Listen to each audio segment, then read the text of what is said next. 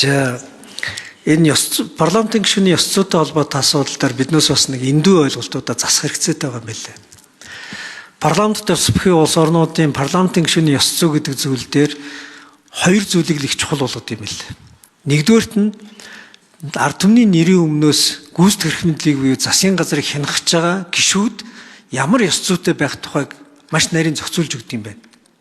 Тэр нь улс парламентын гишүүний ёс зүй буюу нэгдүгээр дүрм нь та бүхэн хянахж байгаа бүтцээсээ мөнгө гуйж болохгүй шүү. Та бүхэн хянахж байгаа бүтцтэй хэн нэгнийг ажилд оруулахын тулд санаачлаг гаргаж болохгүй шүү. Ийм хилцэл юм уу яриа өрдүүлэх юм бол таны парламентын гишүүний ёс зүй чинь маш том доголж гэн гэж үзэн шүү гэж хэлдэг юм билээ. Гэтэл одоо бид бол олон нийтэд одоо муухай үг хэлж гэнэ үгүй юу, үзэл бодлоо буруу илэрхийлж гэнэ үгүй юу, одоо чуулганыхаа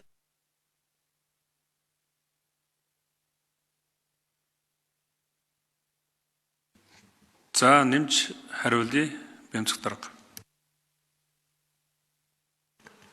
Таны хэлж байгаатай санал нэг. Монгол жижигхэн яа харахгүй холбогдчихдаг. Тэгэл хүссэн үсээгүй тэгэл засгийн газар улсын хурлыг хэлхэлцдэг нэг иймэрхүү асуудлууд байгаа. Тэгээ үүнийгээ шийдэх гээд бас одоо хэтэрхий шудраг болох гэ хэтэрхий зөв болгох чинь гээд хэтэрхий туйлшруулдаг бас асуудлууд байна.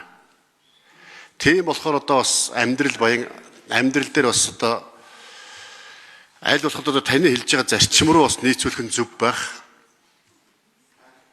Тэгээ гадаад одоо томилтонд явах чинь тэгэл тодорхой хуулиудыг одоо ажлын хэсэг байгуулдаг. Тэр ажлын хэсэг хуулийг одоо засгийн газар маань өргөн барьсан байдаг. Тэгтэл гадна дотны одоо төсөл хөтөлбөртэй хамтраад явах чинь яа харахгүй л засгийн газрын гишүүдтэйгээ хамтраад явах, засгийн газраас тодорхой санхүү зардал гаргуулах гэх иймэрхүү асуудал үүсээд байгаа юм л та. Хэтэрхий хатуу болчих юм бол тэгээд улсын хурлын бас үйл ажиллагаа цаашдаа бас явах бололцоо боломж. Бид нөгөө улсын хурлын төсөв мөнгө чинь багт.